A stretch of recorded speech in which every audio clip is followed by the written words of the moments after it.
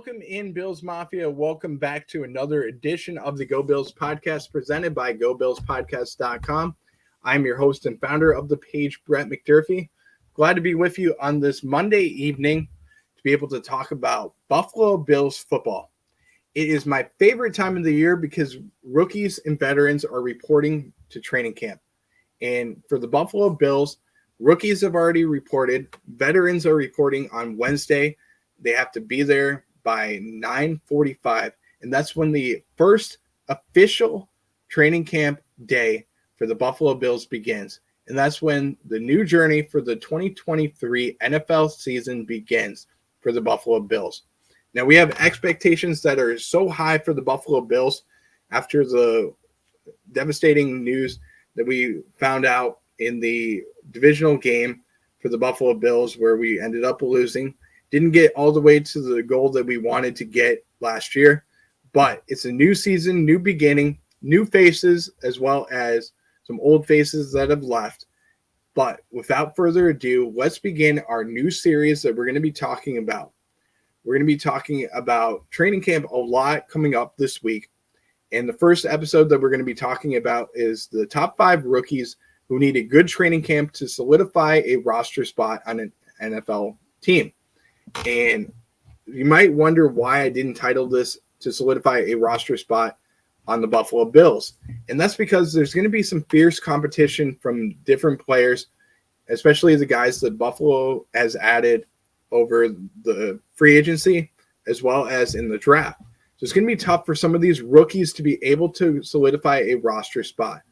So without further ado, let's begin our series talking about the top 5 rookies who need a good training camp to solidify a roster spot in the NFL.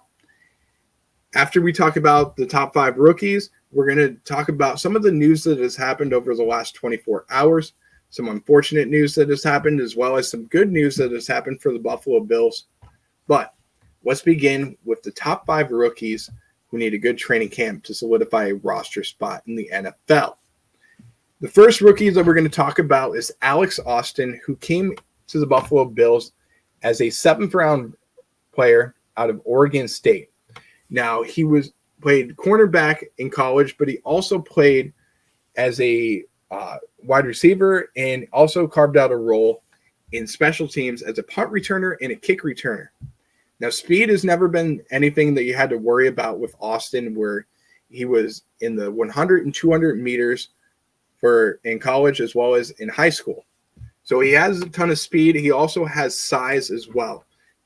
He is 6'1", 205 pounds, big player, but some of the areas for concern with prospects is he needs to be able to utilize his tackling ability better. He's not very good as with his tackling mechanics. He needs to improve there, as well as his awareness in certain situations. And another area for concern with draft experts is he can be a little handsy. Now, these are great areas for concern, especially for a cornerback, because these are areas that you can easily improve, especially with coaching. So, and especially with guys like Sean McDermott, who is considered a defensive back wizard. Now, he does have some competition that he's going to have on the Bills roster to even make the roster, with guys like Cam Dantzler and Cam Lewis, as well as Siren Neal, to be able to make the roster. Even Jared Maiden, it's going to be very tough for him to make the roster. But if he does make the roster, he could be a solid depth piece for the Buffalo Bills, as well as if he makes the roster, the way that he's going to have to make the roster is by being a special teams player. If he is able to be a gunner, or even if he can contribute in the special teams as a kick returner or a punt returner, then that only solidifies a spot for him, especially after the news that has happened today for the Buffalo Bills. We'll get into that a little bit later, but it'll be interesting to see if he can carve out a spot on the Buffalo Bills. If not, he will be an excellent depth piece for another team, especially because he has the ability to utilize his size and be able to take wide receivers who are trying to utilize the outside leverage. He takes them towards the sidelines and usually gets them to get outside a little bit too much, where they step on the sidelines, and he utilizes the sidelines to be able to get a ton of pass breakups as well. The second guy that we're going to talk about is Justin Shorter. Shorter had his best season overall last year with Anthony Richardson, where he had 29 catches for 577 yards and 2 touchdowns. That was his best season overall. The reason why it was his best season is because he had a quarterback that he had the previous season with him as well. He's had a ton of quarterback changes as well as coaching changes throughout his career with the Gators, as well as with his career at Penn State as well. He is a 6'4" athlete at 225 pounds, big size player who utilizes the one-on-one matchups when he does get them to create 50-50 balls where he can catch those passes in man-to-man coverage. An area for concern, as far as draft experts have said, is his ability to create separation as well as his route running ability. But he offers the big body size possession receiver as well as consistently winning contested catches and a red zone threat. Those are areas where Buffalo struggled with last year, especially in the red zone, which is an area for concern. If he can be able to create a roster spot for him by being a red zone threat, especially in the preseason, then he could make the Bills roster. He does have some competition that he's going up against to make the Bills roster with some rookies and one veteran that he's going to have to compete against. The players that he's going to be going up against are Tyrell Shavers, Jalen Wayne, Keyshawn Johnson, as well as Marcel Aitman and Desmond Patman.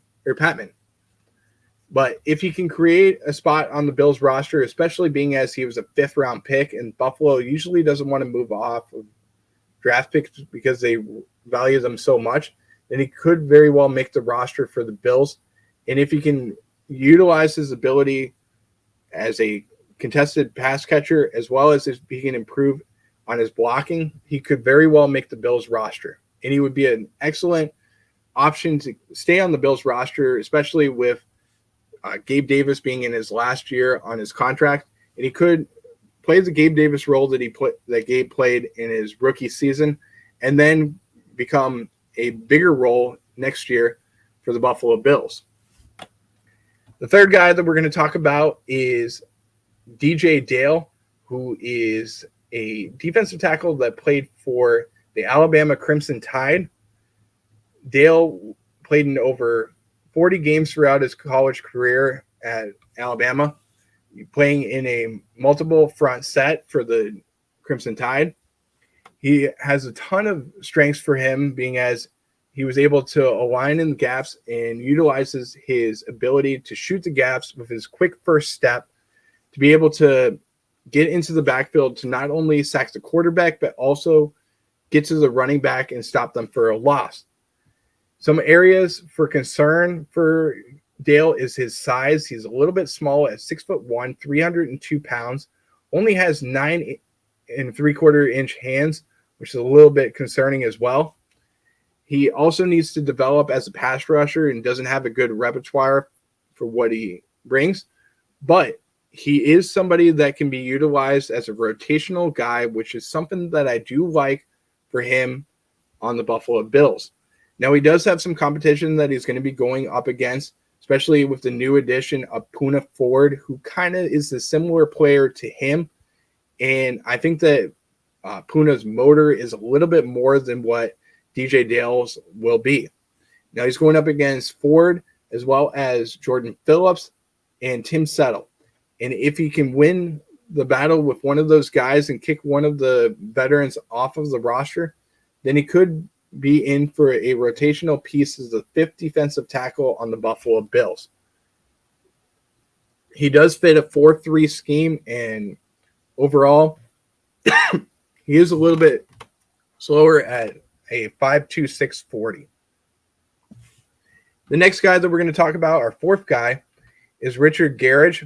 Garage was a redshirt junior prospect who started more than 30 games throughout his career as the Florida Gators. He played alongside Osiris Torrance, the second-round pick for the Buffalo Bills, playing left tackle for them. Some of his best strengths are his ability to utilize his body mass and length. He utilizes it to help him as an effective blocker, not only in the run game, but also in the passing game. Utilizing his arm strength as well as his body mass helps him to be one of the better left tackles overall in the SEC over the last few years. Some areas for concern with him are his waist bending, as well as his inconsistent technique and lateral agility, as well as his strength at the point of attack. He is a 6'5", 306-pound tackle, but he could be moved inside to play the guard position as well. And that's where teams couldn't quite figure out where they wanted to put him at. So it'll be interesting to see whether he makes a roster as a left tackle or a swing tackle, or if he's moved inside. Now, he does have a ton of competition that he's going to be going up against on the offensive line for the Buffalo Bills. The Bills have revamped their offensive line, re-signing guys like David Quisenberry at the tackle position, and then the return of Tommy Doyle in that battle that he's going to be going up against, as well as guys that they brought in at the right tackle position in Brandon Shell, as well as Alec Anderson. At the guard position, if he does get moved inside, he's going to be going up against guys like David Edwards, as well as Osiris Torrance, Ike Butker, and Ryan Bates to be able to create a roster spot for him, as well as Greg Mance, who Mance plays center as well as the guard position, and he's utilized a lot in those terms. So it's going to be very hard for Gurich to make the Bills roster. The last guy that we're going to talk about is somebody that could very well make the Bills roster, especially after the news that happened today. And this is Jordan Mims. Mims played for Fresno State in college, and he had to wait his turn to be able to make the starting lineup for the Fresno State. He was able to make the starting lineup his senior season, where he had his best season overall and a great season, as he rushed for over 1,161 yards and 16 touchdowns. And he had to wait his turn behind Ronnie Rivers, who departed for the NFL. Now, Mims is an undersized running back who possesses above-average ability and elusiveness. He's a north-south runner who displays good short area bursts, but he's not going to be that home run type of running back. He's more of the third down role type of player, where he has very good toughness to be able to fight for first downs, but he is only good in the short yardage area. He's not going to get you that home run type of role that you need.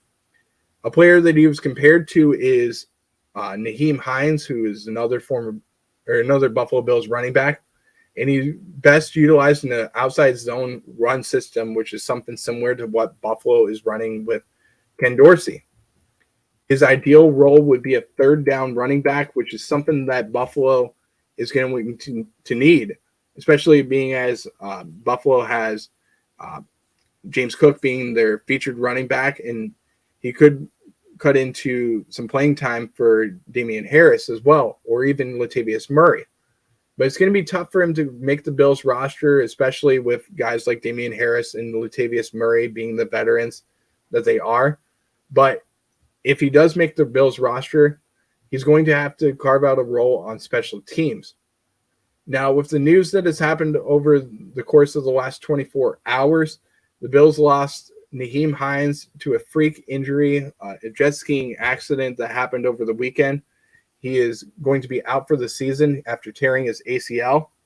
But the Bills are bringing in a few running backs to work out this week, bringing in Darrington Evans as well as Abram Smith and Keelan Hill to work out for the Bills.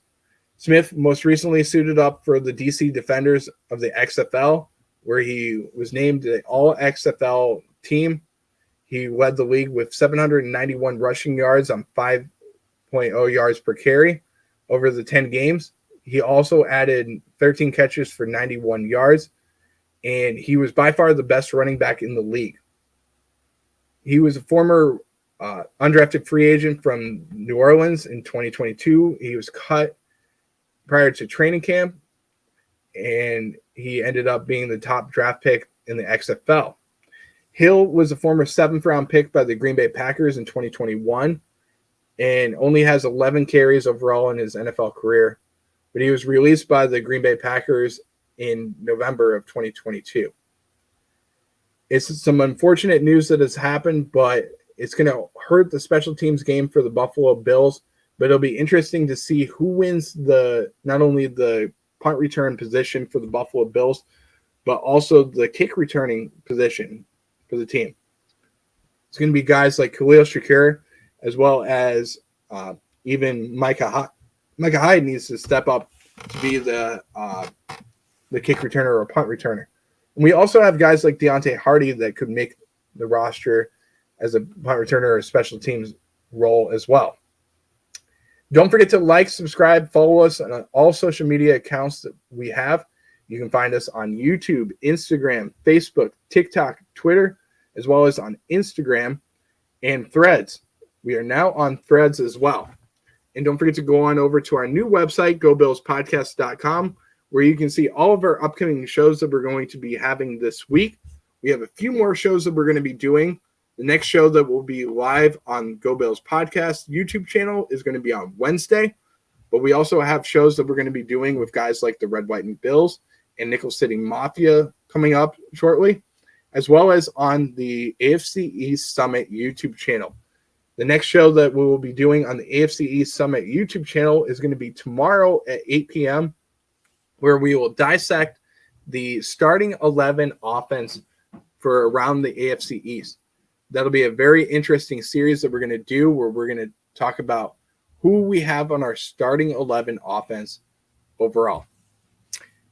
This has been the Go Bills Podcast, and we will see you next time for another edition of the Go Bills Podcast. Until then, stay safe and Go Bills.